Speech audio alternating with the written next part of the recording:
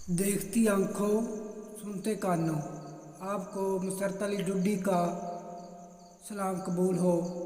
हमेशा की तरह मैं आपके लिए लेकर आया हूँ एक नई कहानी।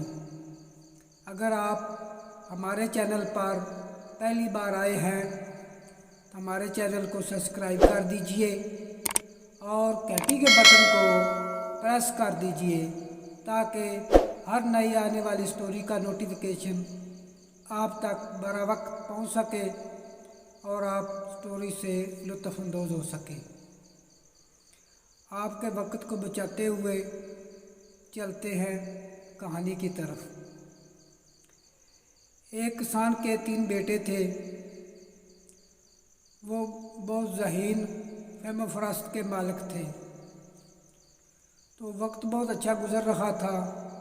उनका वालिद आस्ता आस्ता बूढ़ा हो रहा था। मर्ज़ उसको ख़त्म कर रही थी। कुछ दिनों के बाद जब वो मरगुल मौत के करीब हुआ तो उसने अपने तीनों बेटों को बुलाया और उनको वसीयत की कि तुम में से 2 बेटों को जायदाद में हिस्सा मिलेगा और एक को नहीं मिलेगा। उसने ये कहा और उसका वक्त करीब आ गया। फरिश्ते ने उसकी जान कब्ज़ कर ली। बेटों को इतना भी वक्त ना मिला कि वे पूछ सके कि किस को मिलेगी, किन दोनों को, और किस को नहीं मिलेगी। वो बहुत परेशान थे, ज़हीन थे, लेकिन इस मसले का हल उनके पास भी नहीं था। वो बहुत परेशान हुए कि इसका अब क्या हल किया जाए। कुछ दिनों के बाद उन्होंने सोचा कि हम ये फ़ैसला काजी के पास ले जाते हैं। उन्होंने तैयारी की। तैयारी करने के बाद वो काजी की तरफ रवाना हो गए। वो काजी तरफ जा रहे थे कि कुछ फासला करने के बाद उन्होंने देखा कि एक आदमी कुछ चीज़ ढूंढ रहा है।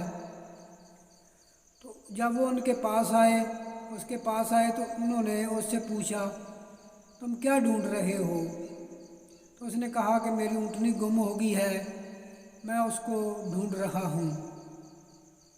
तो पहला लड़का बोला, उसने कहा कि तुम्हारी ऊँटनी एक आंख से कानी थी? तो उसने कहा, जी हाँ, आप सच कह रहे हो, एक आंख से कानी थी। तो दूसरा भाई बोला कि वो एक टांग से लंगड़ी भी थी? उसने कहा, तुम भी सच कह रहे हो, वो एक टांग से लंगड़ी भी थी। अब तीसरे की बारी थी। तीसरा बोला कि आपकी ऊँटनी की पूँछ कटी हुई थी? उसने कहा, तुम भी बिल्कुल ठीक कह रहे हो, उसकी पूँछ भी कटी हुई थी। अब बराए करम जल्दी से बता दो कि मेरी ऊँटनी कहाँ है। तो तीनों ने यकदम एक आवाज़ में बोले, बाखुदा, हमने आपकी ऊँटनी नहीं देखी, हम नहीं जानते आपकी ऊँटनी कहाँ है। तो उसने सोचा कि इन्होंने ऊँटनी को ज़िबा करके खा लिया है, अब ये अपनी बात से मुकर रहे हैं और झूठ बोल रहे हैं। तो उसने सोचा कि मैं इनको काजी के पास लेकर जाता हूँ। तो उसने उनसे कहा कि मैं आप तीनों को काजी के पास लेकर जाता हूँ, आपने हमारी ऊँटनी चुराई है। तो उन्होंने कहा, हमने ऊँटनी चुराई, लेकिन उसने ज़िद रहा। तो उन्होंने कहा, हमें कोई इतराज़ नहीं, हम तो पहले ही काजी के पास जा रहे थे, आप भी हमारे साथ चलें। अब वो चारों काजी की तरफ रवाना हुए। फासला तय करने के बाद वो काजी के पास पहुंच गए। जब काजी के पास पहुंचे तो उस आदमी ने तमाम कहानी काजी को सुनाई। तो काजी ने कहा कि बेहतर है कि तुम अपने तरीके से मान जाओ, वरना मैं तुम्हें मना लूँगा और तुम मान भी जाओगे। तो उन तीनों लड़कों ने कहा, काजी साहब, हमारे पास ऊँटनी नहीं, हमने ऊँटनी देखी नहीं है, लेकिन ऊँटनी के सार देखे हैं। पहले ने कहा, मैंने इसलिए कहा था कि जब हम रास्ते में आ रहे तो हमने देखा कि रास्ते की एक साइड पर जो घास फूस था वो खाया हुआ था, ऊपर से कटा हुआ, दूसरी साइड पर बिल्कुल सही सलामत हरियाली खड़ी थी। तो इससे मैंने अंदाज़ा लगाया कि ऊँटनी एक आंख से कानी होगी। तो दूसरे ने कहा बादशाह सलामत काजी साहब जब हम आ रहे थे तो ऊँटनी के 3 कदम जो थे वो साफ लगे हुए थे और 1 कदम मदम था। तो इससे मैंने अंदाज़ा लगाया कि ऊँटनी 1 पाँव से लंगड़ी हो सकती है। तीसरा बोला, काजी साहब जब हम आ रहे तो रास्ते में कोई भी जानवर है जब वो गोबर करता है तो वो अपनी पूँछ से हिलाकर उसको दाएं बाएं बिखेर देता है, लेकिन ये गोबर एक लाइन में सीधा था। तो इससे मैंने सोचा कि ऊँटनी की पूँछ कटी होगी, जो गोबर बिल्कुल एक लाइन में पड़ा है। तो ये जब उसने सुना तो उसने फ़ौरन उसकी तरफ देखा और उससे कहा कि तुम चले जाओ, ऊँटनी इनके पास नहीं है, अपनी ऊँटनी को ढूंढो। तो वो चला गया। अब जब वो चला गया तो काजी ने उनसे पूछा, तुम किस लिए आए थे कि यही मसला था? उन्होंने कहा, नहीं, हम तो अपना मसला लेकर आ रहे थे। तो काजी ने कहा, बताओ क्या मसला है? तो उन्होंने अपनी कहानी सुनाई, फिर बाप की वसीयत सुनाई। तो उसने कहा कि आज रात तुम मेरे पास रहो, सुबह मैं आपको इसका कोई ना कोई हल निकाल कर दूंगा। वो जब रात हुई तो उनको एक कमरे में बिठाया गया। उनको महसूस हुआ कि उनकी कोई निगरानी कर रहा है।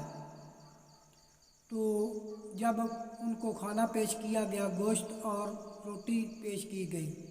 जब रोटी उनके सामने खाना आया तो पहला भाई बोला, जो सबसे बड़ा था, कि गोश्त तो कुत्ते का है। तो दूसरा बोला, रोटियां हैं, जो रोटी पकी हुई है वो पूरे दिनों में औरत हामला 9 महीने में है, उसने पकाई हैं। तो अब ये बातें बादशाह तक भी। तीसरा बोला कि बादशाह हरामज़ादा है। जब ये खबर बादशाह तक पहुंची, जो उनकी बातें सुन रहा था, उसने बादशाह को और काजी को जाकर बताया। तो काजी ने सुबह उनको तलब किया, तीनों को, और उनसे दरियाफ्त किया कि तुमने ये बातें कैसे की। तो पहले ने कहा कि जो गोश्त मैंने कहा कुत्ते का है, मैंने अंदाज़ा लगाया कि जो ऊँट बकरी का या दूसरा गोश्त होता है उसके नीचे चर्बी बहुत कम होती है, लेकिन इसमें सबसे ज़्यादा चर्बी थी और गोश्त बहुत कम था। तो इससे मैंने अंदाज़ा लगाया कि ये कुत्ते का गोश्त है। तो काजी ने फ़ौरन बावर्ची को बुलाया और उससे पूछा। तो उसने कहा कि हमारे पास पकाने के लिए कोई चीज़ नहीं थी, तो मैंने शरारतन कुत्ता पकड़ा, उसे ज़िबा किया और पका दिया। अब इसके बाद दूसरे की बारी थी रोटी वाले की। तो उससे पूछा गया तो उसने कहा कि जो रोटियां हमारे पास आई थी, एक तरफ से मुकम्मल पकी हुई थी, फुली हुई थी, लेकिन दूसरी तरफ से कच्ची थी। तो मैंने अंदाज़ा लगाया कि और ज़्यादा झुक नहीं सकती थी, सामने देख नहीं सकती थी, इसलिए एक साइड पक्की और साइड कच्ची थी। तो मैंने अंदाज़ा लगाया कि वो हमला औरती हो सकती है जिसको देखने में तकलीफ़ हो रही थी। तो अब तीसरे की बारी थी। तो बादशाह ने तीसरे पूछा कि तुमने कैसे अंदाज़ा लगाया कि मैं हरामी हूँ? तो उसने कहा कि अगर तुम हलाल के होते तो हमारी बातें ना सुनते और हमें कुत्ते का गोश्त ना खिलाते और ना उस औरत को तंग करते। तो बादशाह ने जब बात सुनी तो वो फ़ौरन अपनी माँ के पास गया, उससे पूछा। तो उसने कहा, बेटा तुम हरामी हो। तो वो वापस आ गया। वापस आके उसने फ़ैसला किया। उसने कहा कि जो 2 पहले बेटे हैं इनको जायदाद मिलेगी और तीसरा तुम्हें नहीं मिलेगी। तो उसने कहा, मुझे क्यों नहीं मिलेगी? उसने कहा कि रामी को ही रामी पहचान सकता है, मैं रामी हूँ, इसलिए तुमने मुझे पहचान लिया, तुम भी रामी हो। तो ये किस्सा जो पहले 2 थे वो फ़ैसला हो गया। तो वो वापस आए, उन्होंने आके अपनी माँ से पूछा कि असल वाक़या और माजरा क्या है। तो उनकी माँ ने कहा कि एक दिन आपका वालिद सुबह की नमाज़ पढ़ते मस्जिद गया तो उसने देखा कि मस्जिद के दरवाज़े पर एक छोटा सा बच्चा पड़ा है, उसको शीरख्वार बच्चा पड़ा है। उसने उसको उठाया और मेरे पास ले आया। میں نے اس کی پرورش کی آپ کے ساتھ، جو کچھ آپ کو کھلاتی پلاتی ہو وہی اس کو پلاتی تھی، لیکن وہ آپ کا بھائی نہیں تھا۔ کہانی سنانے کا مقصد ہے کہ جو خون ہوتا ہے وہ اثر کہیں نہ کہیں دکھائی دیتا ہے۔ اگر آپ کو ہماری کہانی پسند آئی ہو تو کمنٹ کریں، لائک کریں، شیئر کریں اور کمنٹ باکس میں اپنی رائے کا Video, اظہار ضرور۔ subscribe for more videos. Visit us in Facebook and Twitter. Thank you. Bye bye.